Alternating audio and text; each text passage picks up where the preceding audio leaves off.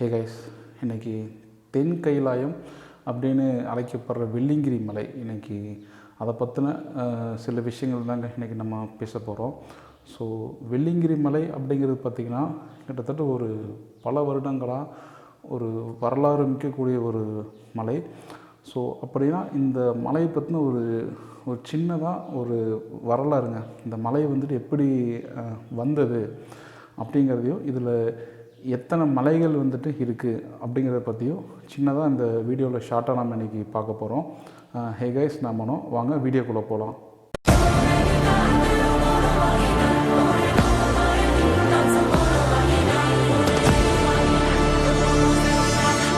ஓகேங்க, வெள்ளிங்கிரி மலை. இந்த வெள்ளிங்கிரி மலை எங்கே இருக்குதுன்னு பார்த்தீங்கன்னா, தமிழ்நாட்டில் கோயம்புத்தூரில் இந்த வெள்ளிங்கிரி மலைங்கிறது பார்த்திங்கன்னா லொக்கேட் ஆகிருக்கு. கிட்டத்தட்ட பல வருஷங்க இதோட ஹிஸ்ட்ரி, இது அதே மாதிரி இதோட வரலாறு, வழிபாடுகள் பார்த்திங்கன்னா பல வருடங்களாக மக்களால் பேசப்பட்டுக்கிட்டு இருக்குது. அதே மாதிரி இந்த வெள்ளிங்கிரி அப்படிங்கிறது ஒரு மலை வந்துட்டு கிடையாதுங்க, கிட்டத்தட்ட 7 மலை.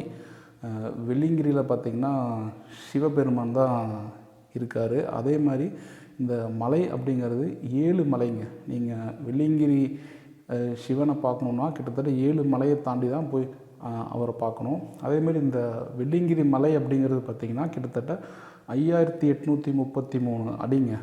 கிட்டத்தட்ட ஒரு 5833 அடி உள்ள ஒரு மலை தான் பார்த்திங்கன்னா இந்த வெள்ளிங்கிரி மலை.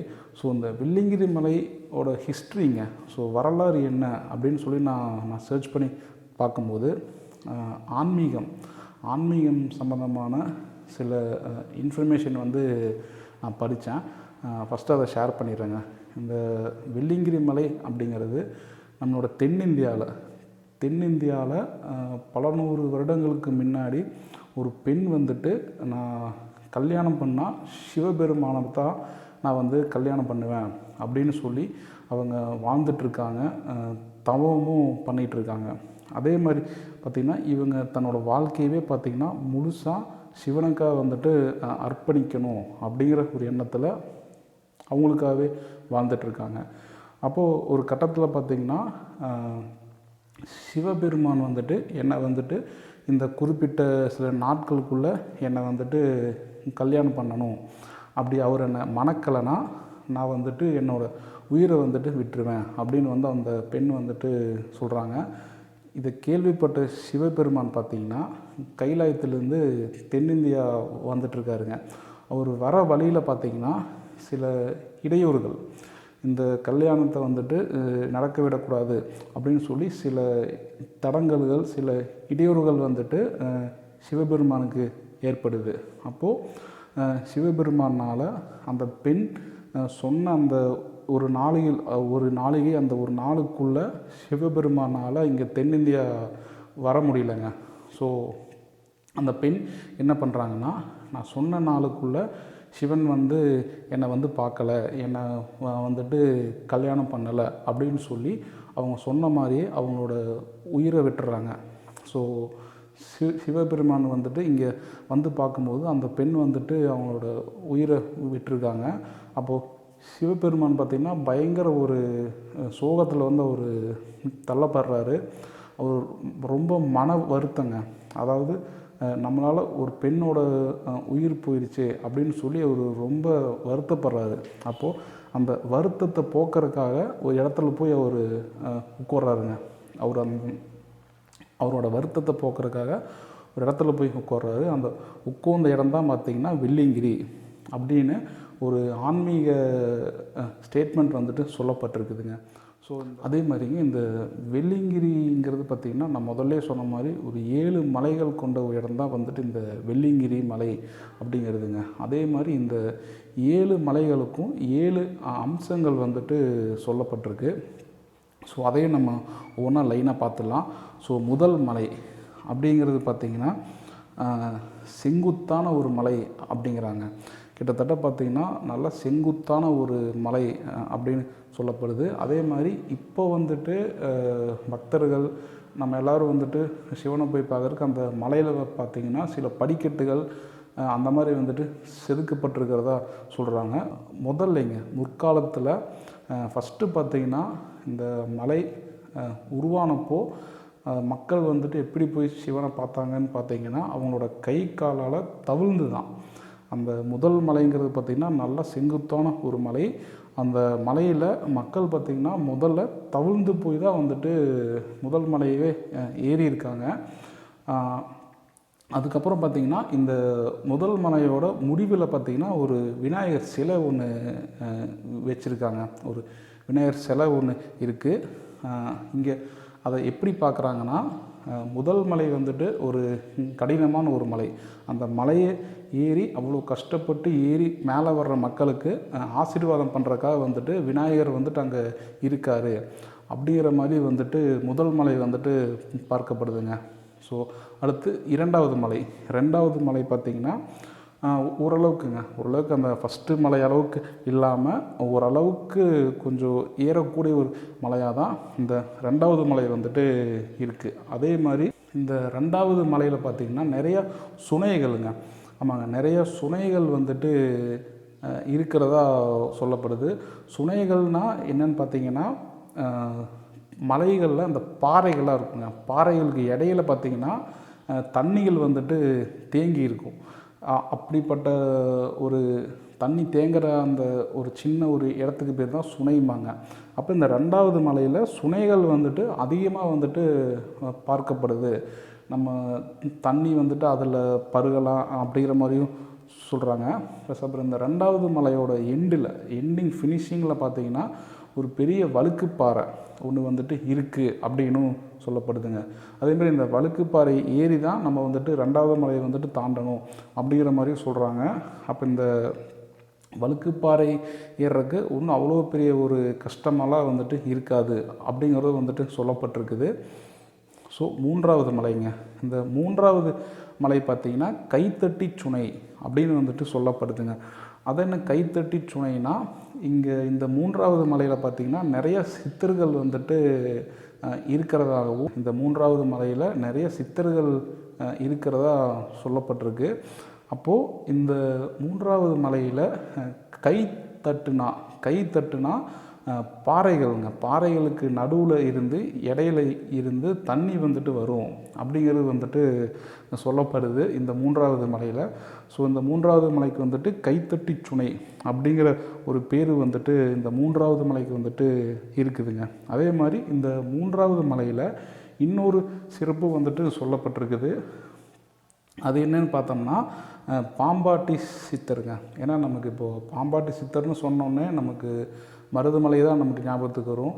ஆனால் பாம்பாட்டி சித்தர் வந்துட்டு இங்கே வெள்ளிங்கிரி மலையில் வந்துட்டு அவர் தங்கி இருந்ததுக்கான சில பல விஷயங்கள் வந்துட்டு இங்கே சொல்லப்பட்டிருக்கு அந்த மூன்றாவது மலையிலைங்க. ஸோ அடுத்து பார்த்திங்கன்னா நான்காவது மலைங்கிறது பார்த்திங்கன்னா எல்லாத்துக்குமேங்க கிட்டத்தட்ட ஒரு இருக்கிற அந்த 7 மலையில் நான்காவது மலை பார்த்திங்கன்னா நல்லா ரிலாக்ஸாக கொஞ்சம் நம்ம ரெஸ்ட் எடுத்துகிட்டு ஒரு ஏறக்கூடிய ஒரு மலையாக பார்த்திங்கன்னா அந்த நான்காவது மலை வந்துட்டு இருக்குதுங்க. இந்த நான்காவது மலைங்கிறது பார்த்திங்கன்னா முழுக்க மணலாலையும் மண்ணாலையும் தான் வந்துட்டு இந்த மலை வந்துட்டு இருக்குது. அதே மாதிரி சுற்றியும் பார்த்திங்கன்னா நல்ல ஒரு இயற்கை காட்சிகளுங்க. எந்த விதமான ஒரு மேடு பள்ளம் அந்த மாதிரி இல்லாமல் கொஞ்சம் ஃப்ளாட்டான, அதே மாதிரி நல்லா ரெஸ்ட் எடுத்துகிட்டு நம்ம போகக்கூடிய ஒரு இடமாக பார்த்திங்கன்னா அந்த நான்காவது மலைங்கிறது வந்துட்டு இருக்குது. இதில் இன்னொரு சிறப்பு வந்துட்டு சொல்லியிருக்காங்க. இங்கே பார்த்திங்கன்னா ஒட்டர் அப்படிங்கிற ஒரு சித்தர் பார்த்திங்கன்னா இங்கே வந்துட்டு அடக்கமாக இருக்கிறதா சொல்லப்படுது. அவரோட சமாதி வந்துட்டு அங்கே நான்காவது மலையில் தான் இருக்குது அப்படிங்கிறது சொல்லியிருக்காங்க. ஸோ இந்த நான்காவது மலைக்கு ஒட்டர் சமாதி அப்படிங்கிற ஒரு பெயர் வந்துட்டு இந்த நான்காவது மலைக்கு வந்துட்டு இருக்கிறதா வந்துட்டு சில மக்கள் சொல்லியிருக்காங்க. அடுத்து ஐந்தாவது மலை அப்படின்னு பார்த்திங்கன்னா பீமன் கலியுருண்டை மலை அப்படின்னு வந்துட்டு சொல்லப்படுது. அது என்ன பீமன் கலியுருண்டை மலைனா, இங்கே பஞ்ச பாண்டவர்களுங்க. நம்ம வரலாற்றில் நம்ம பார்க்குறப்போ பஞ்ச பாண்டவர்கள் அவங்க இங்கே தாராபுரத்தில் வந்துட்டு தங்கி இருந்திருக்காங்க.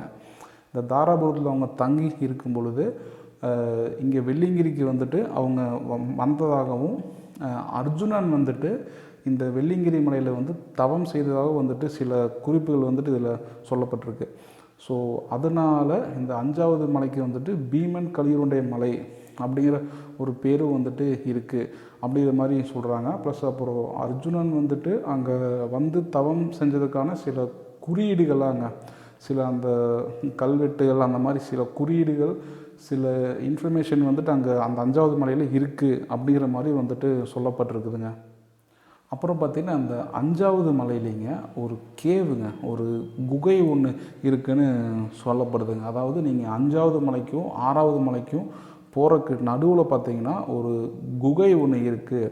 அதோட அந்த கேவோட பேர் பார்த்திங்கன்னா சேத்திலை அப்படிங்கிற ஒரு குகை ஒன்று இருக்கிறதா சொல்லப்படுது. அந்த குகைக்குள்ளே ஒரே டைமில், ஒரே சமயத்தில் கிட்டத்தட்ட ஒரு 70-80 பேர் கூட வந்துட்டு அங்கே வந்துட்டு தங்க முடியும் அப்படிங்கிற ஒரு சின்ன ஒரு குறிப்பு இதில் சொல்லப்பட்டிருக்குங்க.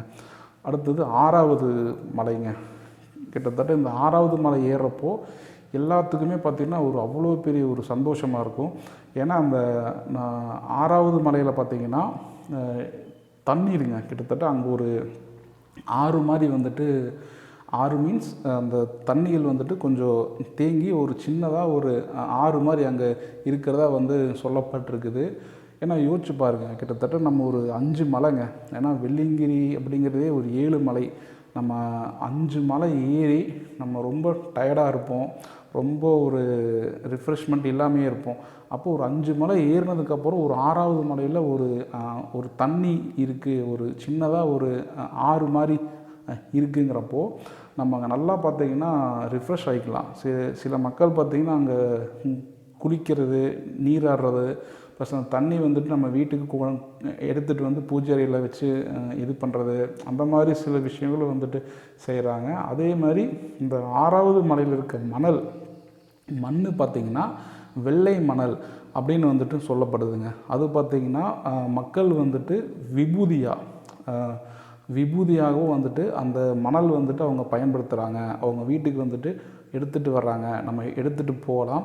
அந்தளவுக்கு வந்துட்டு அவ்வளோ ஒரு மெல்லிசான ஒரு வெள்ளை மணலாக வந்துட்டு இந்த 6வது மலையில் இருக்கிற மணல் வந்துட்டு வெள்ளை மணல் அப்படின்னு வந்துட்டு சொல்லப்படுதுங்க. அதே மாதிரி இந்த 6வது மலைக்கு இன்னொரு பேர் வந்துட்டு சொல்லப்படுது, திருநீற்றுமலை.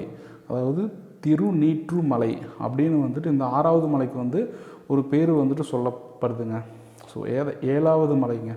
ஸோ ஃபைனலாக நம்ம 6 மலை ஏறி நம்ம 7வது மலைக்கு வந்துட்டு நம்ம வந்தோம்னா சிவபெருமானுங்க. கிட்டத்தட்ட ஒரு பல வருடங்களாக அங்கே வந்துட்டு ஒரு இருக்கிறதா சொல்லப்படுது.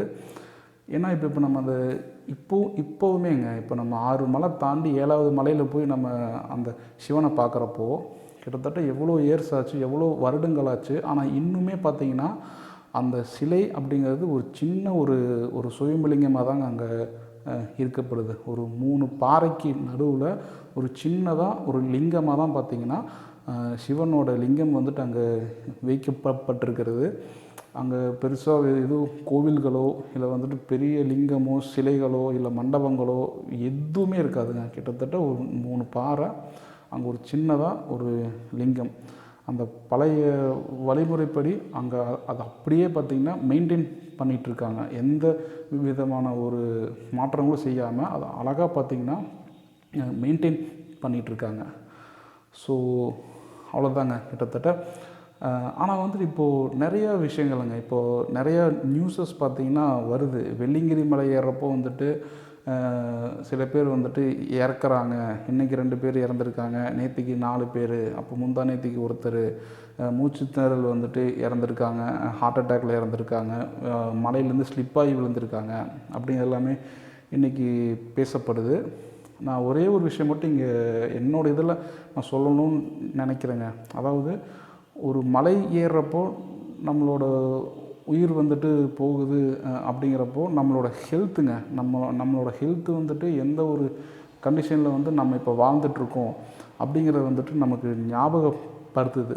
ஏன்னா இப்போது ஒரு 25 வயசு பையன் வந்துட்டு ஹார்ட் அட்டாக்கில் சாகுறாங்க, ப்ளஸ் ஒரு 30 வயசு பெண் பார்த்திங்கன்னா ஜிம்மில் நம்ம இன்றைக்கி சொல்கிறோம் ஜிம்மில் வந்துட்டு நான் ஹெல்த்தியாக இருக்கிறோம் அப்படிங்கிற, பட் தப்பாக எதுவும் நான் சொல்லலைங்க. பட் ஜிம்மில் ஒர்க் அவுட் பண்ணிகிட்டு இருக்கப்பவே ஒரு பெண் பார்த்திங்கன்னா கார்டியோ அரெஸ்ட் ஆகி இறக்குறாங்க அப்படிங்கிற சில விஷயங்களும் வந்துட்டு நிறையா இன்றைக்கி பார்த்துட்ருக்கோம். ஸோ அப்படிங்கிறப்போ இன்றைக்கி நம்ம ஒரு சேரில்ங்க, ஒரே ஒரு சேர்லுக்கு வந்து நம்ம லேக்ஸ் அண்ட் லேக்ஸில் சம்பாதிக்கிறோம். அந்த சம்பாதிக்கிறது பார்த்திங்கன்னா நம்ம ஹெல்த்தியாக வாழ்கிறக்கும் தான். ஸோ நம்மளோட ஹெல்த்தில் கொஞ்சம் கான்சியஸாக நம்ம இருந்துக்கலாம் அப்படின்னு நான் நினைக்கிறேங்க. என்னோடய சின்னதாக ஒரு ஒப்பீனியன். ஸோ அவ்வளோதாங்க, இன்றைக்கி இந்த வீடியோ இதோடு நான் ஃபினிஷ் பண்ணுறேன். ஸோ நாளைக்கு வேற ஒரு வீடியோவில் நம்ம மீட் பண்ணலாங்க.